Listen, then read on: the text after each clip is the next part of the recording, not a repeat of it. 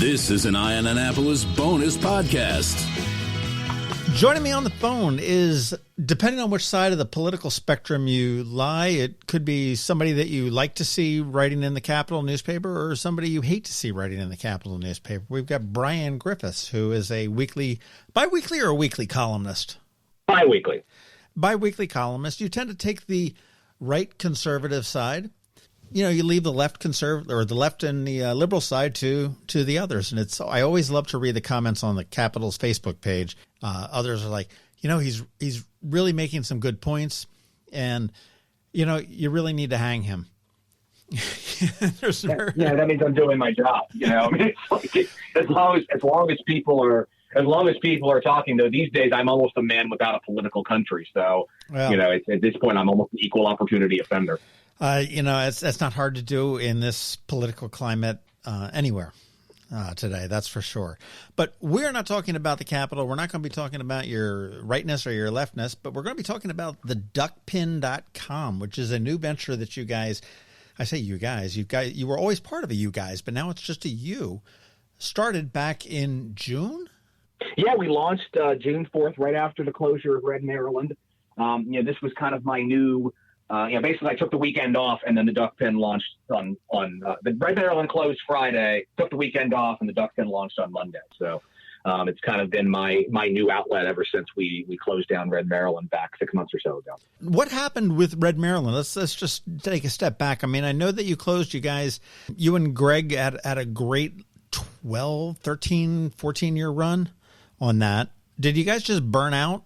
Yes. I mean, that's exactly what it was. A lot of it was burnout because with Red Maryland, you know, we were kind of we had our focus, you know, Maryland politics. And obviously, if you read what I write in the Capitol and you read even some of the things I still write at the Duckpin, you know, Maryland politics is still my passion. I mean, that's really the thing that I focus most keenly on. But, you know, a lot of times as we saw over the years, you know, when we started Red Maryland back in 2007, you know, blogs and writing and long form writing was kind of where it was if you were a conservative. That was your outlet.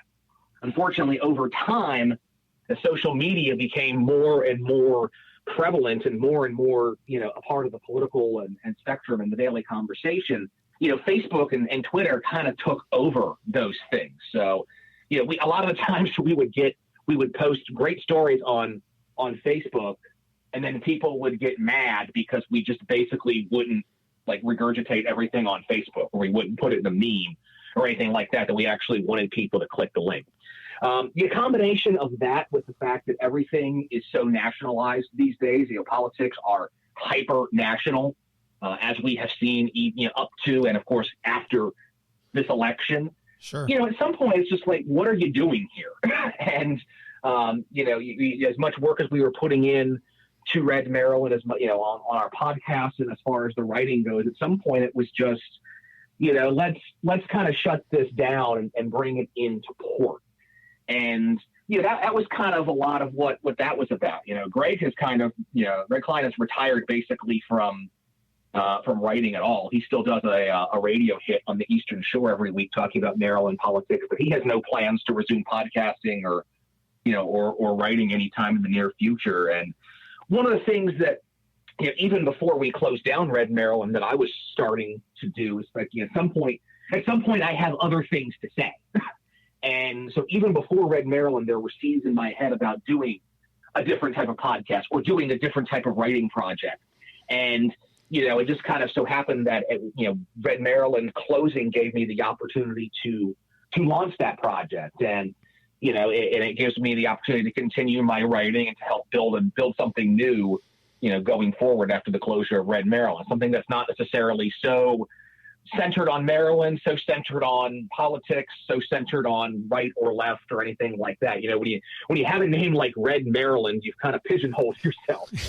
It's good for branding because people know exactly what you are and where you are and what you're about. You guys were a beast on this, though. I mean, with the content that you wrote, the content that you produced as far as the podcast goes and everything else, and I totally understand where you're coming from in that you need a reset button or a button that, you know, sort of shuffles the deck on you. I play a stupid game called Wordscapes, and it's arranging words with random letters. And, you push the reset button and it shuffles the letters and you get a different outlook and a different perspective on that. And there's something to be said about being able to do that. Yeah, it's like, when you just are writing about kind of the same topic year after year. And honestly, at some point, we could have kept going, honestly, because some of these things, it's like you just put it on autopilot. Some of the same issues that we were talking about this year in the General Assembly session, for example. Those pieces could have been written 5 years ago, 10 years ago, 5 years from now. When you start talking about taxes and spending and the structural deficit and education reform and crime and stuff like that. It's like at some point you're just saying the same things over and over again. And it's redundant because, you keep saying the same things over and over again and the results never really keep changing. And to a certain extent too, you put yourself on autopilot too. What's the challenge in writing the same story every year? If it's just, that doesn't necessarily let you grow as a thinker, grow as a writer. As well. So, doing something different like the Duckpin has allowed me to branch out a little bit. Well, let's talk about it. Again, the duckpin.com is where you want to go to. You can sign up for a daily newsletter, which, brings everything over right to your email box, or you can go and read it online. Certainly you've got a podcast that's out there, but you wanted to change up what you were doing. I mean, you said you were all Red Maryland. We knew exactly what that was just by the title of it. And have you been successful in exploring your other interests? Because I'm go out on a limb here and say that you don't live, breathe, eat, sleep Maryland politics. I mean, I probably do more than the average bear still. But, it's like, this has given me, the opportunity to write about other stuff. One of the series that I wrote over this fall was focusing on how much better college football would be if we had a college football playoff, a 16-team playoff instead of a 14 playoff. I've explored, I wrote a story back a couple months ago about what's the best hamburger that I ever had and how it was in Canada.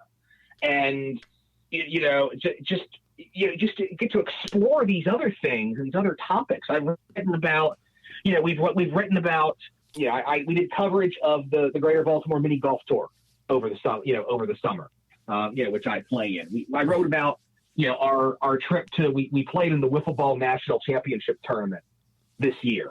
In 2012 in York, Pennsylvania. I wrote about that, and it gives me the opportunity to write about those things. And going forward, I can write about that, and I can write about our new wiffle ball league, and I can write about football and music and food and just whatever I want to write about. And I've got that outlet to do that without having to come up with something new. All of my writing is in one place. So one day I might be writing about football, and another day I might be writing about tax policy in Maryland, just like I always did. Or I might be writing about national politics. It just frees me up so I'm not stuck in a niche. We like to say that the Duckpin is something different and something new for everyone.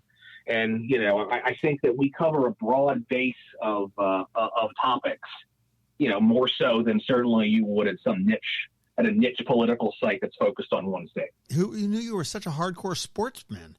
Wiffle ball and mini golf? Yeah, I mean, if you listen to the last, when we get to late in the podcast, Greg and I would talk about football, but it's like we didn't write about it. We didn't write about that sort of stuff. I didn't go off about football predictions or pro wrestling or anything else like that. I think that too many people these days are so laser focused on politics, and they don't take time to enjoy other things. And all of their social media is politics, and all their Facebook is politics, and it's just this, that, and the other thing. It's like, no, there's other stuff in the world, folks. There's places to see, there's things to read, music to listen to, and things to eat. It's like, there's more to life than just politics, especially, I hope everybody's learned that lesson after this 2020 presidential election and this election cycle that just seems to not want to end.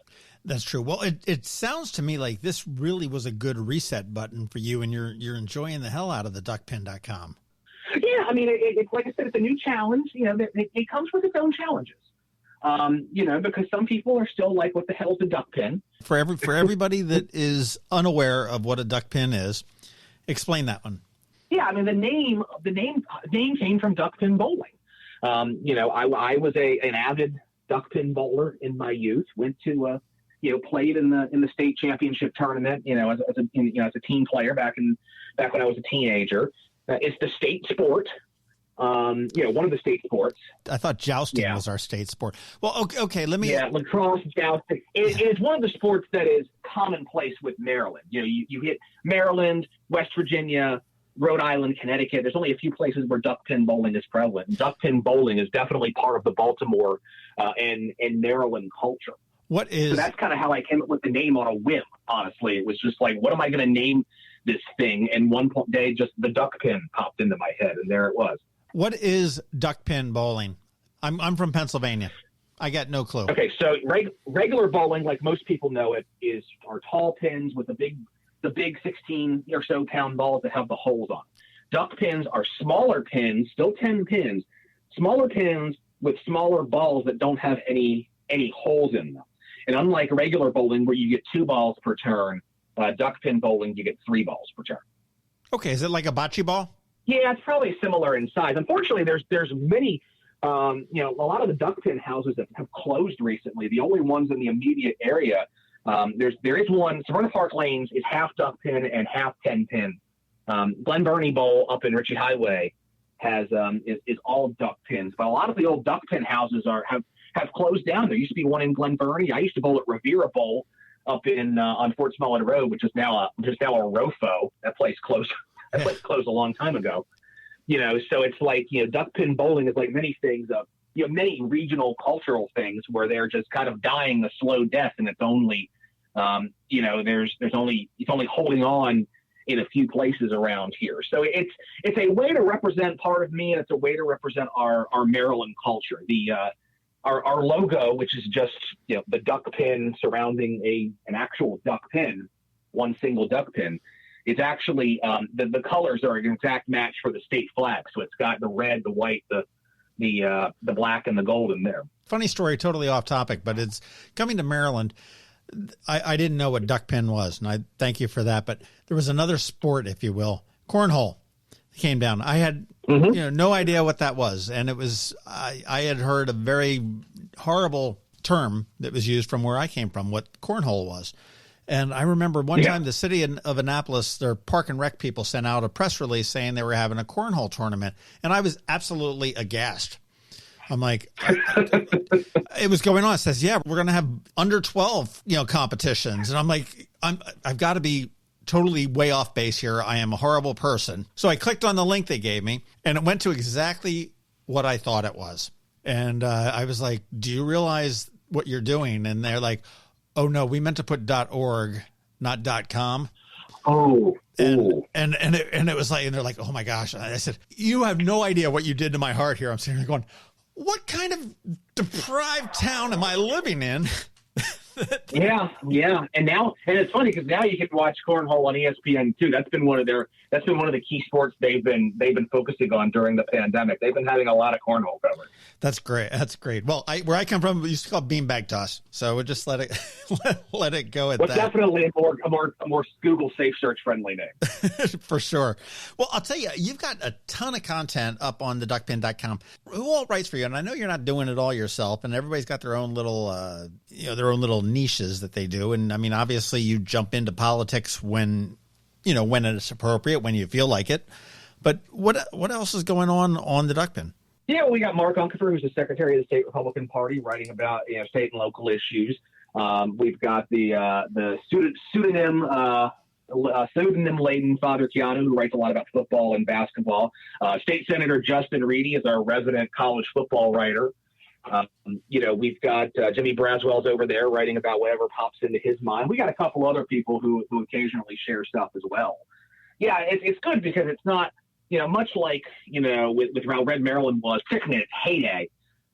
We got several people who are writing stuff, so it's not just a one-man operation. I mean, obviously, nobody in this effort is getting paid, and honestly, getting paid is not necessarily part of the long-term plan here. This is more of a writing project for my sanity as much as anything else.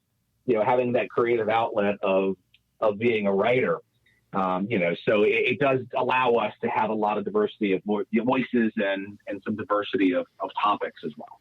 Well, that helps there. Well, you do have a podcast. You launched that a little bit after your June launch of the Duckpin. That's going real well. I mean, I watch it. I don't want to say absolutely every single time. I say watch it because I tend to watch it on YouTube because you've got a video aspect to it. But that's going real good. You've got some great guests on there. You've had some the former Deputy Secretary for Education was on there at one point.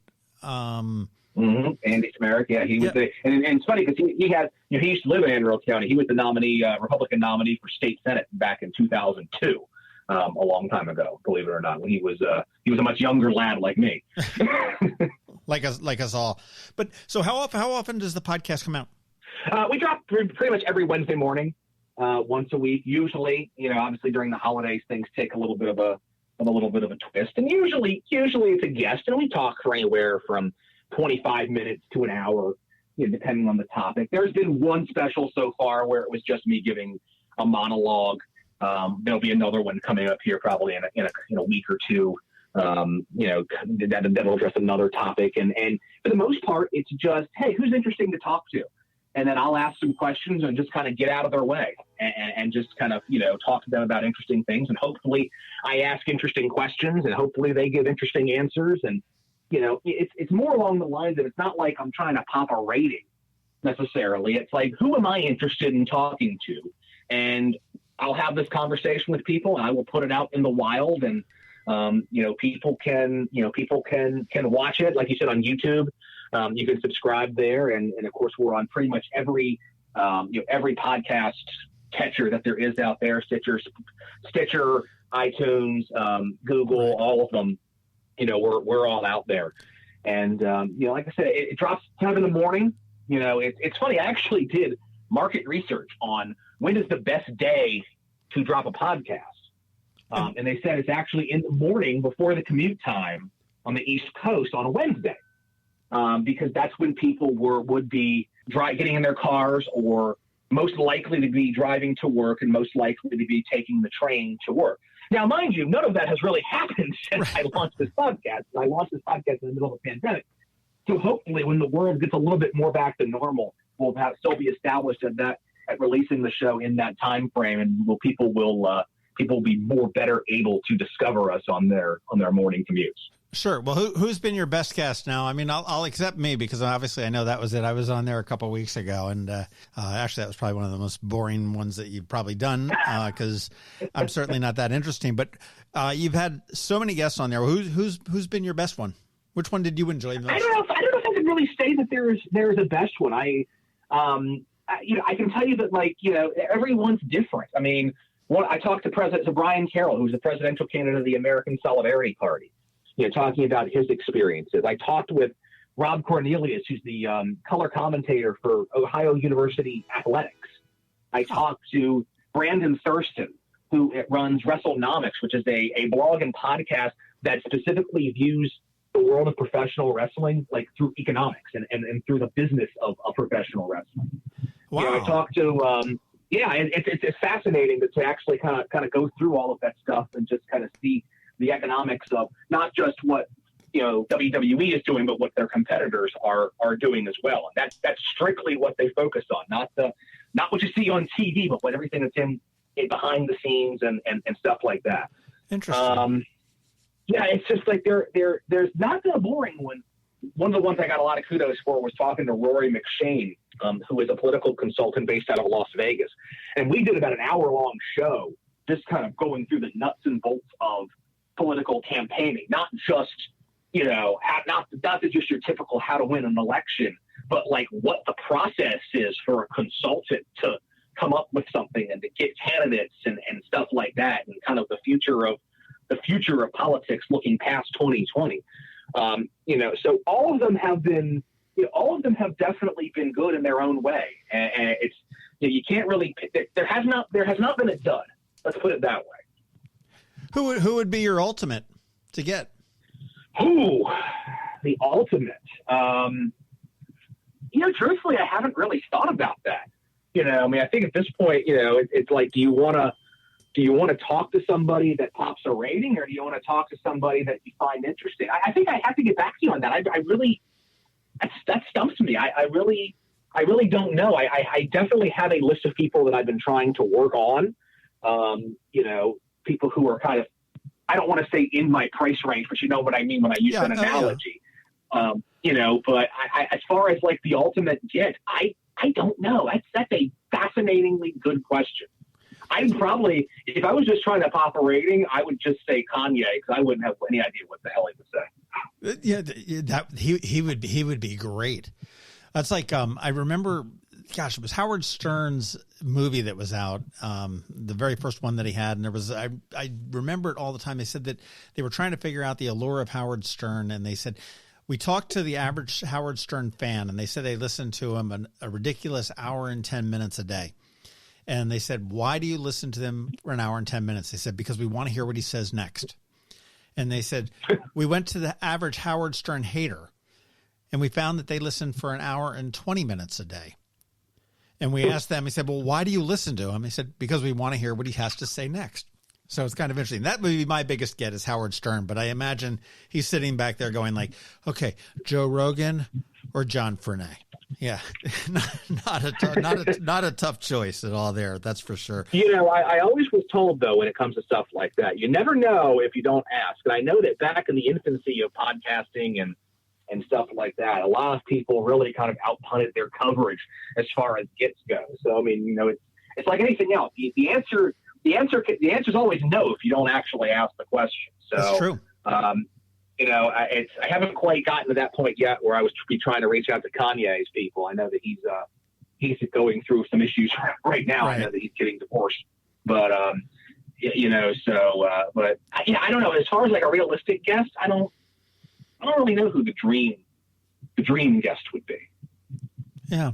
I mean, everybody has their own story, and they all can be fascinating. And that's, some of the things I love is about obscure podcasts is that, wow, I learned something new. And I think that's what we're doing here today anyhow. I mean, we learned something new about you. I mean, you're not just until I started playing competitive fast pitch wiffle ball, I didn't know that competitive fast pitch wiffle ball podcasts exist, but now I do. Right. Hey, I got a question for you. I want to jump back into politics, and you mentioned you talked to Roy McShane out of Vegas. We've seen now this election that has happened during a pandemic, and one candidate, President Trump, currently at the time that we're recording this, went out there and he had rallies and he did the typical election things. Joe Biden hung out, arguably, okay, make the joke. He hung out in his basement. He did a lot of virtual stuff, and he had the drive-in rallies and everything else. I've had a bet with a guy locally. Do you think a purely virtual candidate could win a local election? I'm talking about, I'm not participating in any face-to-face debates. I'm not, I will register. And if you've got a question, I'll do YouTubes, I'll do Zooms, I'll answer you on Twitter, on Facebook, whatever it may be. But I'm only going to use, websites, social media, and virtual experiences. I bet you that candidate could win. I think it depends on the race. If you start talking about for somebody who would run for like a county Republican or Democratic Central Committee, absolutely. Because nobody cares about those races and nobody understands them anyway. So if you spend a little bit of money on Facebook advertising right before the election, you'll win probably. I would say probably an orphans court level position, maybe a register of will, maybe a clerk of the court could win. I don't think that dog's going to hunt when it comes to anything higher than that. If you start talking about county council or county executive or delegate or state senator, just because so much of, people have a certain expectation of what those elected officials are going to do insofar as community involvement and community service. Nobody's really tried it, as far as that goes, as far as doing it all virtual. I mean, there have been people who have run for those offices who have never who've put their name on the ballot and didn't do anything. Sure. They weren't very successful. But as far as having an organized effort to get elected as a local candidate without doing any actual campaigning outside of the four walls of your house, nobody's tried it. And I just think it depends on the race. It really does. I mean, I don't, like I said, half those positions I mentioned, people don't know what they do anyway. Sure. So you might be able to get away with it. I mean, nobody really thinks about the clerk of the court unless you need a deed or getting married. People kind of know what delegates and senators do and know what kind of stuff they're voting on. And of course, for county council and county executive, forget it, because everybody's got an opinion on schools and zoning and stuff like that. Potholes and everything else. I'm going to try that. That's on my bucket list for some election cycle. I got to find some candidate that's not going to be really pissed off to lose. That's willing to do it. That's willing to take the chance. Because I would be willing to bet you could do no signs. I mean, I could win probably on that. I'm not going to put one damn sign up. The thing about yard signs is the fact that everybody says they hate them, but then the second they're available, everybody wants one. True. This is a great way to sort of learn a little bit more about Brian Griffiths, who is solidly ready to learn all sorts of different tidbits about you. I mean, you are a wiffle baller and a mini golfer, a tournament level, no less. And we're actually, I'm going to get a cheap plug in for this. We're actually starting a competitive fast pitch wiffle ball league here in the county this spring, the Old Line Wiffle League. You can go to oldlinewiffle.com and find out more about that. We had such a good time playing at that tournament up in New York. We decided, let's make a league of it. And we're trying to take the field here in spring. Just got to get some permitting issues as far as fields go and a couple other things before we start opening registration. But yeah, I assure you, no experience really necessary, because most of the players that we're going to have, we're all novices too. And I can tell you, based on the ways that we got our asses kicked up in that tournament, we have a steep learning curve until when we go to play with the big boys. So we're not exactly world beaters either.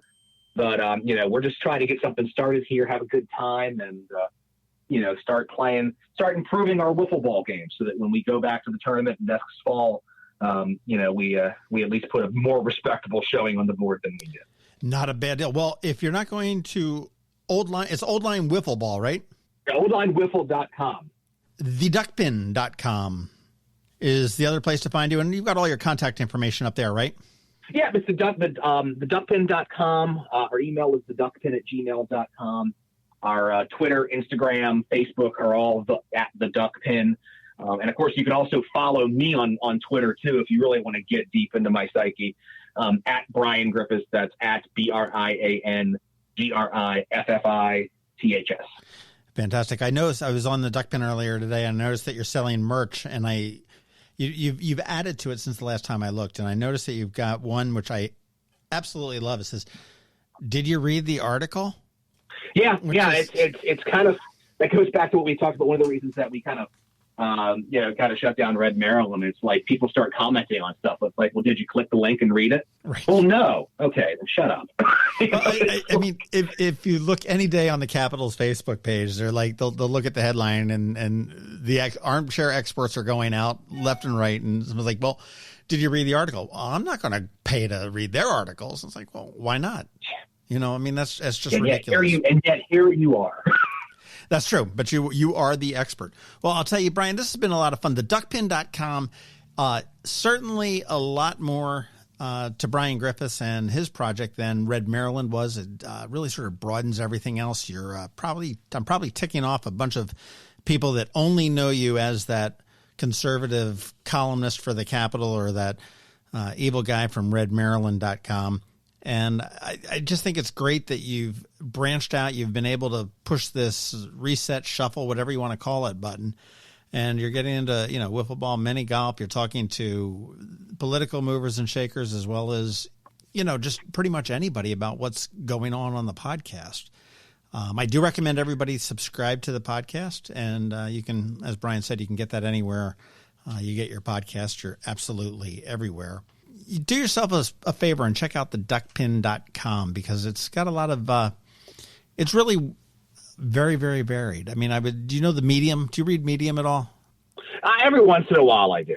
It's somewhat similar to that. Medium has just a zillion different people writing a bazillion different topics. It's a little bit more focused than that, but it's very interesting that you see the different aspects of different viewpoints and everything else. It's not all politics. I would probably say it's not much politics. I mean, it gets in there, but not so it's overbearing. I mean, you don't go in there and everything winds up getting back to politics these days, for better or for worse. That is true. Well, we are recording this on the eve of the Georgia re-elections, or the Georgia runoff elections. So by the time this releases in a couple days, I maybe, knock on wood, we'll know who this new senators are for Georgia, and figure out what's going on with the U.S. Senate. So as you're right, everything does turn back into politics.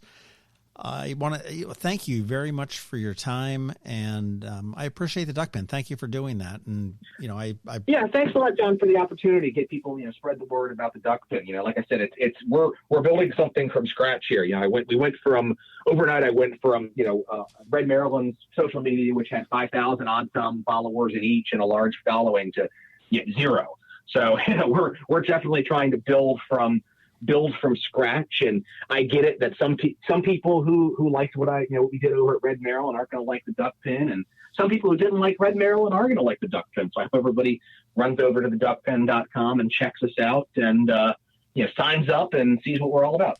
Well, you'd be doing yourself a disservice if you did not check it out. Anyhow, a well-informed reader is a good reader. I mean, always look at both sides of an issue, I always say, and then Duckpin is a good one to take a look at. Brian Griffiths, thank you very, very much. Thanks a lot, John.